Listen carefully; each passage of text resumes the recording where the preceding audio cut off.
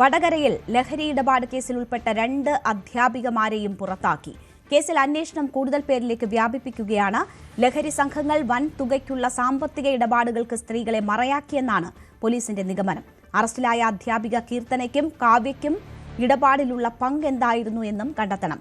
പണമിടപാട് മാത്രമാണോ അതോ സംഘത്തിലെ സുപ്രധാന കണ്ണികളോ ലഹരിമരുന്ന് കാരിയർമാരോ ആയിരുന്നോ എന്നതാണ് പ്രധാനമായും കണ്ടെത്തേണ്ടത്.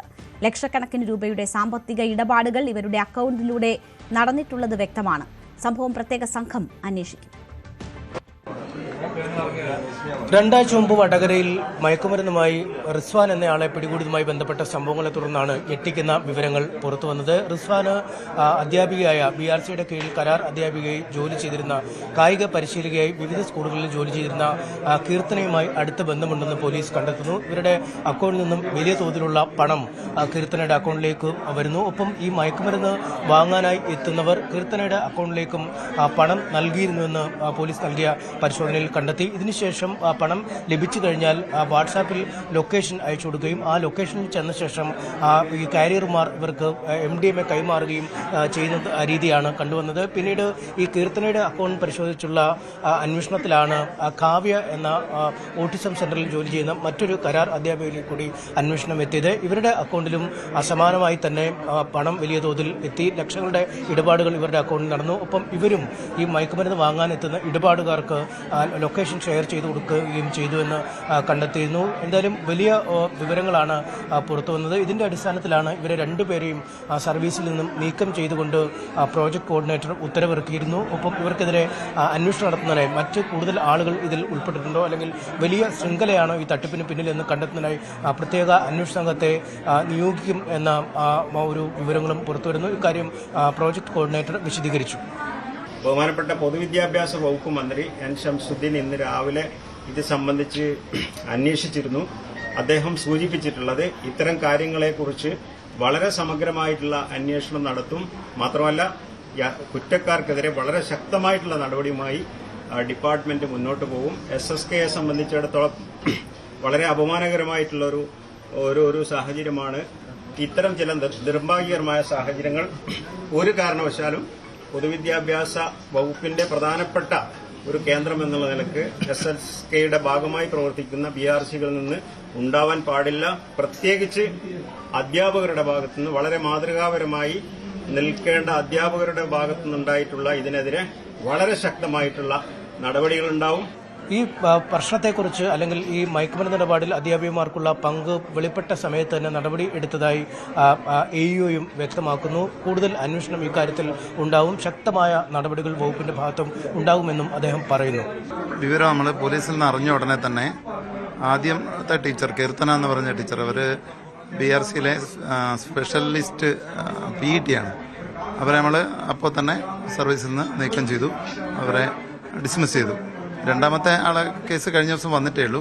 അപ്പോഴേക്കും അതിൻ്റെ നടപടിക്രമങ്ങളൊക്കെ പൂർത്തിയായിട്ടുണ്ട്. ഇവർ ഈ കരാർ ജീവനക്കാരായതുകൊണ്ട് തന്നെ പിന്നെ അവരെ നമ്മൾ സ്കൂളിലേക്ക് വിടുന്നു, സ്കൂളിൽ അവർ ജോലി ചെയ്യുന്നു എന്നുള്ളതാണ്. അപ്പോൾ ആഴ്ചയിൽ ഒരു ദിവസമാണ് അവർ BRCയിൽ വരുന്നത്, മറ്റു ദിവസങ്ങളിൽ അവർ സ്കൂളിലായിരിക്കും ഉണ്ടാവുക.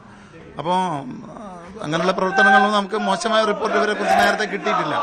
BRCയിൽ എത്തുമ്പോൾ രണ്ടുപേരും, ഈ കീർത്തനയും കാവ്യയും ഏറ്റവും അടുത്ത ബന്ധം പുലർത്തിയിരുന്നവരാണ് എന്നാണ് BRC കോർഡിനേറ്റർ പറയുന്നത്. ഇരുവരും ഉറ്റ സുഹൃത്തുക്കളായിരുന്നു.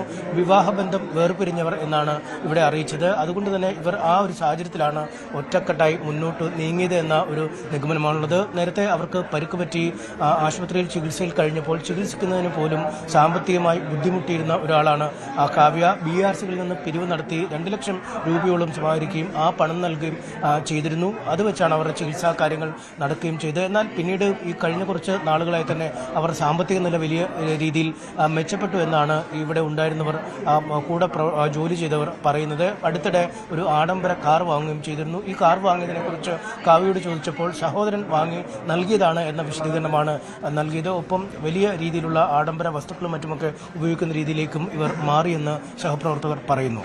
3 ആളും ഡൈവോഴ്സ് ചെയ്ത ആൾക്കാരാണ്. അപ്പൊ അതുകൊണ്ട് തന്നെ തുല്യ ദുഃഖിതര് എന്ത് ചെയ്യും, ഒരു കാര്യങ്ങൾ പോലെ ഒന്നിച്ചാവുമല്ലോ, അതുപോലെയാണ് നമ്മൾ കരുതിയത്. അപ്പൊ കീർത്തനനെ റിമാൻഡ് ചെയ്തു എന്നറിഞ്ഞപ്പം തന്നെ നമ്മൾ അവരെ ടെർമിനേറ്റ് ചെയ്തു. ഈ കീർത്തനന്റെ ഇതിന് ശേഷം ഞാൻ ചോദിച്ചു, നീ ഒരു കാറൊക്കെ വാങ്ങിയല്ലോ, അന്നേരം പറഞ്ഞു ആങ്ങള ഗൾഫിലാണ്, ആങ്ങള എനിക്ക് ഓടിക്കാൻ തന്നതാണ് ടീച്ചറെ, എനിക്ക് അതിലൊരു പങ്കുമില്ല, കാറ് ഇല്ലെന്ന് പറഞ്ഞിട്ടുണ്ട്. അപകടം പറ്റിയ സമയത്ത് BRC-കളിൽ നിന്ന് വലിയ തുക പിരിച്ച് കൊടുത്തിട്ടുണ്ട്. മറ്റ് BRC-കളിൽ നിന്ന് ഏകദേശം 2 ലക്ഷത്തിന് മേലെ പിരിച്ചു കൊടുത്തിട്ടുണ്ട്.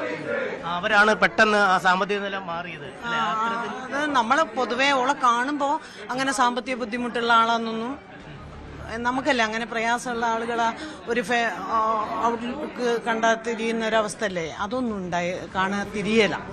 അങ്ങനെ ഒരു ആഷ്പുഷായിട്ടാണ് നടക്കുകയൊക്കെ ചെയ്യും. സംഭവവുമായി ബന്ധപ്പെട്ട് യുവജന സംഘടനകൾ BRC-യിലേക്ക് പ്രതിഷേധം നടത്തി. ഇവരുടെ പശ്ചാത്തലം അല്ലെങ്കിൽ ഈ അറസ്റ്റിലായ ഉദ്യോഗസ്ഥരുടെ അധ്യാപകരുടെ രാഷ്ട്രീയ പശ്ചാത്തലം വിശദമായി പരിശോധിക്കണമെന്ന് അവർ ആവശ്യപ്പെടുന്നു. ഒപ്പം കൂടുതൽ ആളുകൾക്ക് ഈ കുറ്റകൃത്യത്തിൽ പങ്കുണ്ട്, അല്ലെങ്കിൽ കൂടുതൽ ആളുകൾ മയക്കുമരുന്ന് ഇടപാടുകളിൽ പങ്കെടുത്തിരുന്നു, അല്ലെങ്കിൽ കണ്ണികളായി എന്ന ആരോപണം അവർ മുന്നോട്ട് വെക്കുന്നു. സമഗ്രമായ അന്വേഷണം ഇക്കാര്യത്തിൽ വേണം. കുറ്റക്കാരായ മുഴുവൻ ഉദ്യോഗസ്ഥർക്കുമെതിരെ നടപടി വേണമെന്നും പ്രതിഷേധക്കാർ ആവശ്യപ്പെട്ടു.